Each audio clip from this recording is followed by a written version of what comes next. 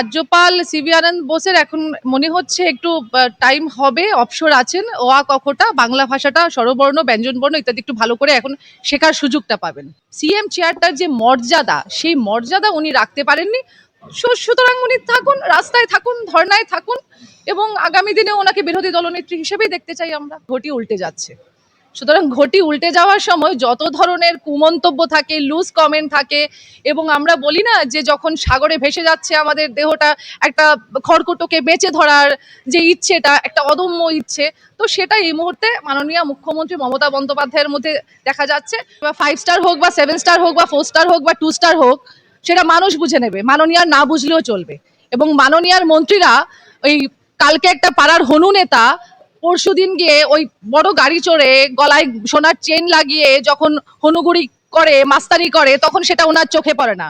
ওনার দলের শৃঙ্খলা রক্ষা কমিটির চেয়ারম্যান পার্থ চ্যাটার্জির বান্ধবীর বাড়ি থেকে, খাটের তলা থেকে যখন কোটি কোটি টাকা পাওয়া যায়, তখন সেটা নজরে পড়ে না।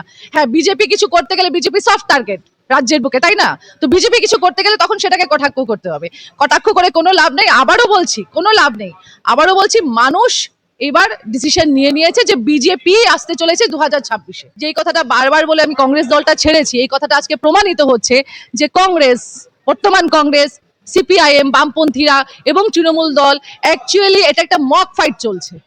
মক ফাইট রাজ্যের বুকে চলছে। এরা তিনটে দল একসাথে মিলে মানুষকে নাস্তানাবুদ করার চেষ্টা করছে, এবং বিজেপির রথযাত্রা, বিজেপির পথযাত্রা, বিজেপি যে অগ্রসর বাংলার দিকে এগিয়ে যাচ্ছে, সেই সোনার বাংলা গড়ার দিকে এই তিনটে দলকে মানুষই রুখে দেবে। দেখুন, এটা একটা সাংবিধানিক পোস্ট, এবং সিভি আনন্দের আগেও অন্য কেউ ছিল রাজ্যপাল। এগুলো রদবদল হতেই থাকে, বিভিন্ন ধরনের প্রোটোকল আছে। হ্যাঁ, এটাই বলবো, উনি এখন নতুন যে এসছেন রবি, উনি, ওনার একটা খুব ভালো একটা ব্যাকগ্রাউন্ড আছে, খুব ভালো একটা ক্যারিয়ারের সাফল্য আছে, এবং খুব শিক্ষিত তিনি। আর রাজ্যপাল সিভি আনন্দ বোসের এখন মনে হচ্ছে একটু টাইম হবে, অবসর আছেন। কখটা বাংলা ভাষাটা স্বরবর্ণ ব্যঞ্জনবর্ণ ইত্যাদি একটু ভালো করে এখন শেখার সুযোগটা পাবেন। এই যে নতুন করে যাকে আজকে রাজ্যপাল, অন্তর্বর্তীকালীন রাজ্যপাল করা হলো আর এন রবি, তার হ্যাঁ, সঙ্গে তিনি আপাতত তামিলনাড়ুর রাজ্যপাল, এবং তার যে ব্যাকগ্রাউন্ড, তাতে আমরা দেখতে পাচ্ছি যে তিনি আইবি এবং সিবিআই এরও তিনি অফিসার ছিলেন। তো এখন হঠাৎ করে এই আইবি বা সিবিআই এর একজন অফিসার প্রাক্তন, তাকে এখন অন্তর্বর্তীকালীন রাজ্যপাল করাটা বেশ তাৎপর্যপূর্ণ বলে মনে হচ্ছে রাজ্য রাজনীতি। আপনার কি তাই মনে হয়? তাৎপর্যপূর্ণ, এবং আমি তো বলবো যে বাংলা এবং বাঙালির জন্য এটা সৌভাগ্যপূর্ণও বটে যে এরকম একজন এত উচ্চ শিক্ষিত, এবং তা শুধু সেটা না, উনি যেসব দায়িত্ব দেশের জন্য পালন করেছেন, এরকম একজন রাজ্যপাল পশ্চিম বাংলার বুকে, বাংলার বুকে বাঙালিদের জন্য, আমাদের মতন সাধারণ মানুষদের জন্য উনি রাজ্যপাল হয়ে এসছেন, এবং এটা খুব খুশির ব্যাপার, এটা উদযাপন করা উচিত।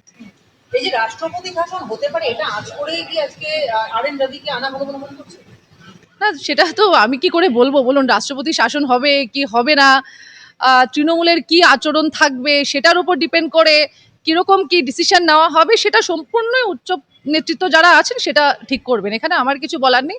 হলেও ভালো, আর না হলে তৃণমূলের যা দৌরাত্ম্য আছে সেগুলো দমানোর জন্য যা যা প্রয়োজনীয় করার সেগুলো করা হবে। মুখ্যমন্ত্রী মমতা বন্দ্যোপাধ্যায় এই খবর, রাজ্যপাল পদত্যাগ করছেন এই খবর হওয়ার পর এক্স হ্যান্ডেলে বেশ লম্বা একটা তার বক্তব্য লিখেছেন। সেখানে তিনি বলছেন যে তিনি আকস্মিকভাবে এই পদত্যাগের খবরে গভীরভাবে উদ্বিগ্ন, এবং বর্তমান পরিস্থিতিতে আসন্ন রাজ্য বিধানসভা নির্বাচনের প্রাক্কালে কিছু রাজনৈতিক স্বার্থ পূরণের জন্য স্বরাষ্ট্র মন্ত্রকের চাপে পড়ে তিনি এই কাজ করলেন কিনা সে বিষয়েও তিনি সন্দিহান। এবং একই সঙ্গে তিনি এটা বলছেন যে শ্রী আর এন রবিকে পশ্চিমবঙ্গের রাজ্যপাল হিসেবে নিযুক্ত করা হচ্ছে, এই বিষয়টা তার কাছে প্রথমে জানানো হয়নি বা তার কাছ থেকে মতামত চাওয়া হয়নি, এটা সংবিধান বিরোধী কাজ। মুখ্যমন্ত্রী সংবিধান বিরোধিতার প্রশ্ন তুলছে। না, দেখুন, আমরা তো গত 15.5 বছর ধরে দেখে আসছি যে তৃণমূল সরকারের নেতৃত্বে কোনটা দলীয় কার্যাবলী হয়, কোনটা পার্টিগত হয়, কোনটা সরকারি হয়, তার মধ্যে তো কোনো রকম কোনো ডিফারেন্স থাকে না। মাননীয়া ওই সিএম চেয়ারটায় বসে পেছনে ভারতের পতাকা নিয়ে তিনি দলীয় উক্তি করছেন, আবার প্রশাসনিক সভায় গিয়ে, মানে যেগুলো সরকারি সভা হয় সেখানে গিয়ে উনি ওনার দলীয় কথাবার্তা বলছেন। তো সংবিধান, তারপরে সংবিধান মানা হচ্ছে কি মানা হচ্ছে না, এটা খুবই হাস্যকর ব্যাপার ওনার মুখ থেকে শোনাটা। এই যে আজকের থেকে মুখ্যমন্ত্রী ধর্নায় বসছেন ধর্মতলা মেট্রো চ্যানেলে, এই বিষয়টা নিয়ে বিরোধীরা বলছে যে আসলে এটা রাজনৈতিক ভয় থেকে নেওয়া সিদ্ধান্ত। আপনার কি মনে হয়? দেখুন, পশ্চিমবঙ্গ রাজ্য বিজেপি সভাপতি শ্রী শ্রমিক ভট্টাচার্য উনিও বলেছেন যে ওনাকে সেটাই মানায়, রাস্তায় বসে ধর্ণা দেওয়াটাই মানায়। আমরা বারবার বলছি, আমরা তো স্বীকার করছি যে বিরোধী দলনেত্রী হিসেবে ওনার আউটস্ট্যান্ডিং পারফরমেন্স আছে, কিন্তু প্রশাসনিক যে কাজগুলো আছে সরকার চালাতে উনি ব্যর্থ। সরকার চালাতে গিয়ে যে সর্বগ্রাসী একটা চিন্তা ভাবনা এনাদের মধ্যে ঢুকেছে, এবং আগের দিনও আপনার চ্যানেলকেই বলেছিলাম হয়তো, যে উনি দলীয় নেত্রীর ঊর্ধ্বে আর উঠতে পারেননি। দলীয় নেত্রীর ঊর্ধ্বে আর উঠতে পারেননি, সংবিধানে হাত রেখে উনি মানে সেই আসনে বসেছেন, কিন্তু সেই সিএম চেয়ারটার যে মর্যাদা, সেই মর্যাদা উনি রাখতে পারেননি। সুতরাং উনি থাকুন, রাস্তায় থাকুন, ধর্নায় থাকুন, এবং আগামী দিনে ওনাকে বিরোধী দলনেত্রী হিসেবেই দেখতে চাই আমরা। মুখ্যমন্ত্রী মমতা বন্দ্যোপাধ্যায় বলছেন তিনি ভবানীপুর থেকে নির্বাচনে লড়বেন এবং একটা এমন অদ্ভুত মন্তব্য করছেন, তিনি বলছেন একটি হলেও ভোটে আমি জিতবো। তো এতদিন তিনি হুঙ্কার দিতেন যে 20,000 25,000 ভোটে জিতবো, সেখানে দাঁড়িয়ে একটি ভোটে জিতবো, এটা কি মুখ্যমন্ত্রী মানে মমতা বন্দ্যোপাধ্যায় সুলভ মন্তব্য? হ্যাঁ, দেখুন, মমতা বন্দ্যোপাধ্যায় এবার বুঝে গেছেন যে ঘটি উল্টে যাচ্ছে। সুতরাং ঘটি উল্টে যাওয়ার সময় যত ধরনের কুমন্তব্য থাকে, লুজ কমেন্ট থাকে, এবং আমরা বলি না যে যখন সাগরে ভেসে যাচ্ছে আমাদের দেহটা, একটা খড়কুটোকে বেঁচে ধরার যে ইচ্ছেটা, একটা অদম্য ইচ্ছে, তো সেটা এই মুহূর্তে মাননীয় মুখ্যমন্ত্রী মমতা বন্দ্যোপাধ্যায়ের মধ্যে দেখা যাচ্ছে। উনিও বুঝে গেছেন যে এইবার এই যে তৃণমূলের অপশাসনের বিরুদ্ধে মানুষ, বাংলা বাঙালি মহিলারা, আবাল বৃদ্ধ বনিতা যেভাবে, যে একটা জনরোষ সৃষ্টি হয়েছে, এবং যেখানে তাদের মধ্যে এই মনোভাবটা গড়ে উঠেছে, এবং বিজেপি সাফল্য পেয়েছে যে এই অপশাসনের বিরুদ্ধে, এই সর্বগ্রাসী চিন্তার বিরুদ্ধে একটা জনমত তৈরি করার, সেটা উনি বুঝে গেছেন মাননীয় মমতা ব্যানার্জি, যে এইবার ঘটি সত্যিই উল্টোবে। মুখ্যমন্ত্রী বলছেন যে কোনো যাচাই ছাড়াই নাকি 58 লক্ষ ভোটার প্রথমে বাদ দেওয়া হলো এবং তারপরে যখন ভোটারের লিস্ট সম্পন্ন হলো তখন আবার দেখা গেল 7 লক্ষ ভোটারের নাম বাদ। এবং এই বিষয়ে তিনি বিএলও এবং ইআরওদের উপর দোষ চাপাচ্ছেন। বিএলও এবং ইআরওরা নাকি অক্লান্ত পরিশ্রম করেছে, কিন্তু তারপরে ভোটার তালিকার নাম বাদ দেওয়ার জন্য মাইক্রো অবজারভাররা এবং দিল্লির পার্টি অফিস তারা নাকি দায়ী। পুরো বিষয়টা চালিয়ে যাচ্ছে নাকি বিজেপি, এই কথা। এই বোকা বোকা কথার কোনো মানে হয় না, উত্তর হয় না। বেসিক্যালি উনি ঘুরিয়ে ওনার আন্ডারে, ওনার সরকারি কর্মচারী যারা আছেন, যারা বিএলও, এই আরো এরা হয়েছে, এবং আমি তো মনে করি, আমরা তো মনে করি এসডিএম ডিএম এসডিও যারা আছে তাদের ঘাড়ে অত মাথা নেই যে মাননীয়ার বিরুদ্ধে গিয়ে কোনো কথা বলার। কারণ আমরা খুব ভালো করে জানি যে এই রাজ্যে একটা পাতাও ওনার মাননীয় মুখ্যমন্ত্রী মমতা ব্যানার্জির কথা ছাড়া নড়ে না। সুতরাং তাদের ঘাড়ে অত মাথা নেই, তৃণমূল যা বলবে সেটার এগেনস্টে গিয়ে কিছু করার। এটা বোকা বোকা কথা। আবারও বলছি, খড়কুটো বেঁচে ধরে চলতে চাইছে, ভোটের বৈতরণী পার হতে চাইছে। মুখ্যমন্ত্রীর ভাইপো তিনিও প্রায় একই সুরে বিশেষ সুরে সুর মিলিয়ে কথা বলছেন যে এবারে নাকি বিধানসভা নির্বাচনে মানে এফআইআর করুন বা এসআইআর করুন, ভোট এবং আসন দুই বাড়বে এবং বিজেপি নাকি 50-এর নিচে থাকবে। পারিবারিক ব্যবসায় কখনো দেখেছেন পিসির এগেনস্টে ভাইপো গিয়ে কথা বলছে? ডেফিনেটলি না। এটা কি দল চালাচ্ছে? এটা তো দল না, এটা তো একটা পারিবারিক ব্যবসা। তৃণমূল দলটা সামনে দল, পর্দার সামনে দল, পর্দার পেছনে পারিবারিক ব্যবসা। সুতরাং পিসি যে নোটে কথা বলবে, ভাইপো সেই নোটে কথা বলবে।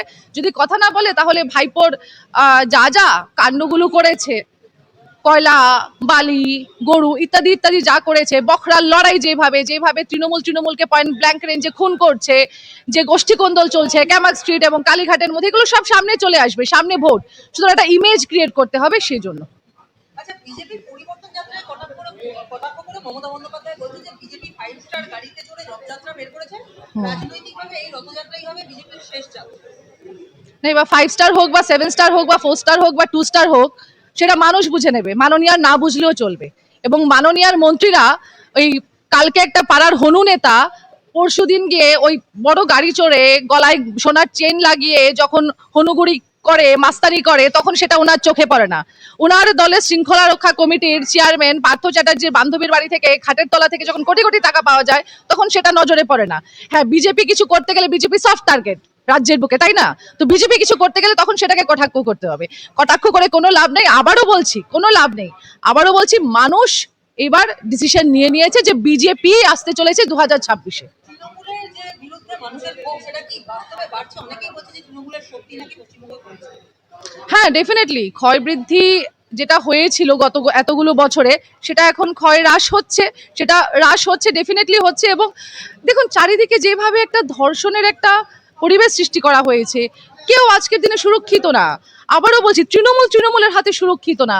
যে বখরার লড়াই করছে, গোটা পশ্চিমবঙ্গকে ভাগাড়ে রূপান্তরিত করতে চাইছে, শকুনের মতো একজনকে ছিঁড়ে খাচ্ছে। সুতরাং বিরোধীদের কথা ছেড়ে দিন, বিজেপির কথা ছেড়ে দিন, মানুষ খুশি না, তার উপর তৃণমূলে, আমি মনে করি না যে তৃণমূলে সবাই খারাপ। যারা ভালো আছে তারাও কিন্তু জিনিসটা নিতে পারছে না। সুতরাং সবাই কিন্তু বিজেপির এই পার্টি অফিসের দিকেই মানে মুখ বাড়িয়ে দাঁড়িয়ে আছে। একটা শেষ প্রশ্ন করবো যে খোলা জলে মাছ ধরতে নেমে পড়েছে এখন সিপিএমও, কারণ রাতভর তারা অবস্থান বিক্ষোভ করছে নির্বাচন কমিশনের অফিসের সামনে।